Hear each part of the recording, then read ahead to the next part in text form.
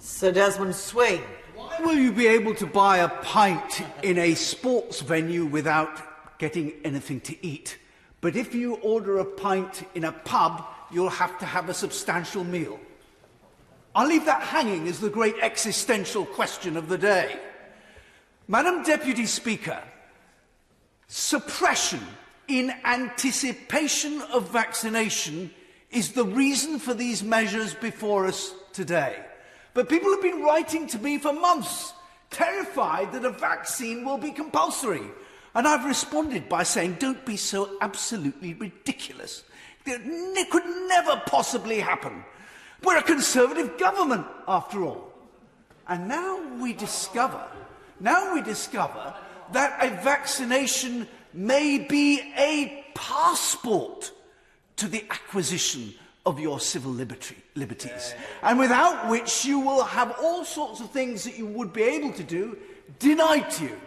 Can I say that that would be absolutely disproportionate to a virus with a mortality rate of verging on 1%. It would equally be a terrible precedent to set for other vaccines and medicines.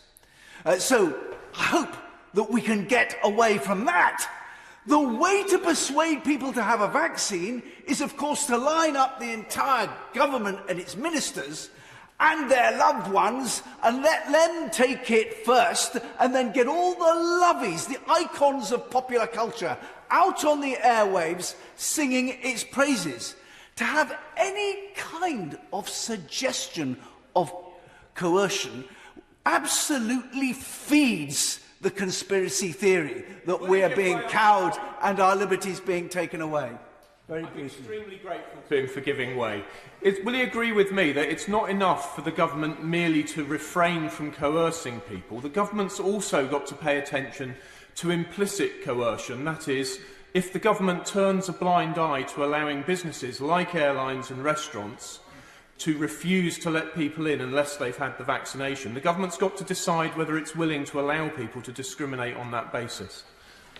Discrimination. It would be vaccinationism, which we must, of course, resist. The other thing that any kind of coercion would do would be to set the seal on this government's reputation as the most authoritarian since the Commonwealth of the 1650s. But it is as nothing to the enthusiasm that we've seen from the front bench opposite for even more coercive and restrictive measures.